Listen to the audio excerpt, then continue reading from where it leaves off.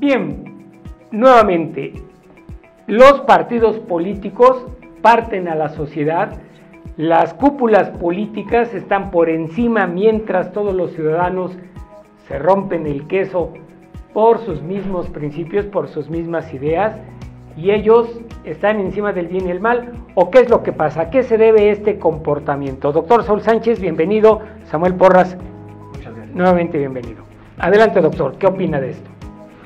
Mira, es un problema fundamentalmente, el principio es filosófico, de hecho. La democracia se basa en el principio de representación. Un político debería de representar a un sector de la sociedad, si no es que en el mejor de los casos a toda la sociedad, por lo menos a la gente que lo elige, como diputado, como senador, etcétera, etcétera, etcétera. No obstante, como usted bien lo menciona, en la realidad la clase política vive en una realidad absolutamente diferente al 99% de la población. Esto quiere decir que aunque el político, suponiendo que deseara representar al pueblo o a la gente que lo eligió, no va a poder. ¿Por qué? Porque su vida cotidiana, su estilo de vida, su existencia, sucede en una burbuja de confort, de riqueza, que no tiene nada que ver con la experiencia vital de la mayoría de la ciudadanía. De tal suerte que el político profesional en nuestro país y en otros no tiene ni idea de los problemas por los que atraviesa la ciudadanía común. ¿Sí? Entonces, ahí está el primer problema de por qué los partidos y los políticos profesionales no ven y no representan adecuadamente a la población. ¿Sí? Porque no viven con la población, no son parte de la población en los hechos. Entonces, ¿cómo van a pretender representar adecuadamente al pueblo cuando no forman parte del pueblo, sino de una élite o una cúpula? Hay que añadirle ya después el tema de los partidos políticos, ¿no? Que peor aún, solo ven por su pequeño grupo y no por la gran masa de gente a la que se supone que debería representar y que de hecho los está manteniendo. Y que deben gobernar, ¿no? Samuel, ¿quieres acotar algo en esto? Yo creo que aparte de la clase política está la clase económicamente poderosa, la que controla las riendas de la economía de un país. Toda la economía de un país está dominada aquí en México por 30 o 40 personas, que son los que concentran millones y millones de dólares como patrimonios de empresa o personales. Ellos son los que determinan los contenidos de toda la legislación y la orientan hacia la permisividad de su negocio. Entonces, a ellos, a esa cúpula económica que está por encima de la cúpula política, ellos sí auténticamente bien, por lo menos a la cúpula política, por lo menos, digamos, a ver, al presidente de la República, pues ese no se escapa de la crítica social. Vaya, Peña Nieto ha llegado a decir que la sociedad hace bullying de las instituciones, ¿no?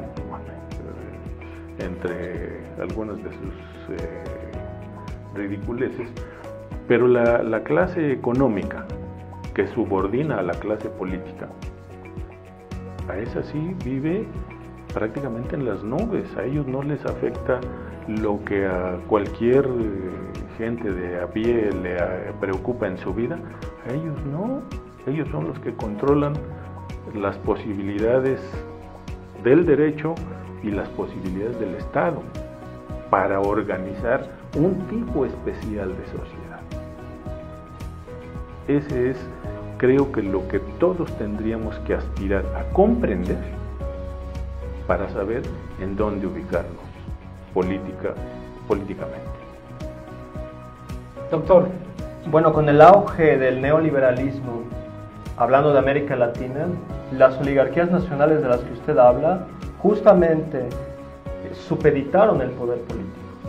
El neoliberalismo lo que plantea es, en principio, que debe haber una suerte de separación entre poder político y poder económico, en el discurso. En los hechos lo que sucede es que el poder político se subordina al poder económico. Entonces, el Ejecutivo lleva a cabo una serie de reformas estructurales, etcétera, una serie de políticas públicas para facilitarle al empresariado la generación de riquezas de acuerdo a su conveniencia, pero sin pensar en el bien común.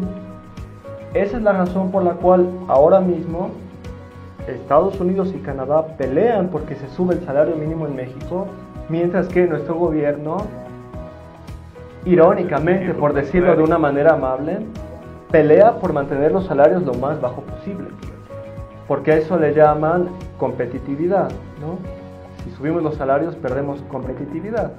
Por supuesto que no es competitividad, es dejar que se explote a nuestra población, o por lo menos que nuestra población no gane tanto como ganan o ganarían en otros países, ¿sí? Entonces, al modelo neoliberal le conviene, en los países tercermundistas le conviene mantener a la población en un nivel de calidad de vida lo más baja posible para que las empresas acumulen más y más riquezas, particularmente las grandes transnacionales. Y entonces aquí entra la cuestión de las oligarquías nacionales, que son las que se benefician de este modelo, en detrimento del bien común, por supuesto. Claro, imagínese usted, con esto terminamos. ¿Qué es lo que sucede? Y como dirían cuando éramos niños en el barrio, ¿no? Triste tu calavera. Fíjese usted, ¿por qué se me ocurre esta frase? De triste tu calavera. Imagínese usted, los políticos en México ya desde varias décadas, muchas décadas, tienen el poder político. Y cuando salen de las presidencias de la República, y algunos hasta de algunas secretarías de Estado, se van tremendamente ricos, con muchísimo dinero. Yo creo que son verdaderas excepciones las que no se van, ¿no? Y lo sabemos por las acusaciones que hay. Dante, acusado de más de 5,000 millones de pesos, ¿no? Eso es lo que se le dijo, que después lo convirtieron en ciento y feria. Bueno, ese es otro boleto, pero bueno, 5,000 millones de pesos. Y así, Marín, aquí en Puebla, en fin, el que tronó al IMSS y al Infonavit, Gamboa Patrón, Helicóptero, el próspero empresario, propietario de concesiones de pozos petroleros y demás. En fin, un político con un poder económico. Triste nuestra historia, ¿no, doctor? Sí, yo creo que el planteamiento del doctor es adecuado. Cuando el poder político y el poder económico se reúnen las mismas personas, bueno, la sociedad necesariamente estará frita. Creo que eso es lo que explica esencialmente una propuesta que abandera hoy Andrés Manuel. Sí. Hay que separar poder económico del poder político para que el Estado cumpla un papel similar al de un árbitro. En principio yo creo que lo ideal sí sería la colaboración entre el sector público y el privado, pero una colaboración donde se tome en cuenta ambos intereses. Por supuesto que el empresario tiene derecho a ver por sus intereses privados, por supuesto que sí, si él está invirtiendo tiene derecho a tener ganancias, pero no en detrimento del bien común. Entonces, puede crearse un esquema de negocio donde tanto el empresario gana dinero como se ve o se persigue el bien común. Eso es lo ideal. No obstante, yo creo que como sucedió con el tema de la laicidad y Juárez, la situación y la historia nos viene indicando que en México por el momento eso no es posible y que la relación entre poder económico y político tiende a ser perversa en nuestro país, y de ahí que quizá por el momento la mejor opción es hacer una especie de laicidad, una especie de separación entre ambas esferas, y ciertamente es lo que López Obrador está proponiendo. Muy bien, pues hemos terminado. Yo no sé a usted qué le parezca, pero mire, yo pudiera concluir este programa que realmente Debate entre Amigos se vistió hoy de luces. Gracias a dos doctores, amigos nuestros, que pues le dan esas luces. Ojalá y usted comparta este punto de vista con nosotros. 22 28 11 47 38. Vamos a seguir con estos temas que son muy interesante. Queda usted invitado nuevamente, claro que doctor. Sí, cada vez que viene dice que es la última y nosotros le emplazamos a que venga otro día. Muchas gracias por su atención. Hasta la próxima.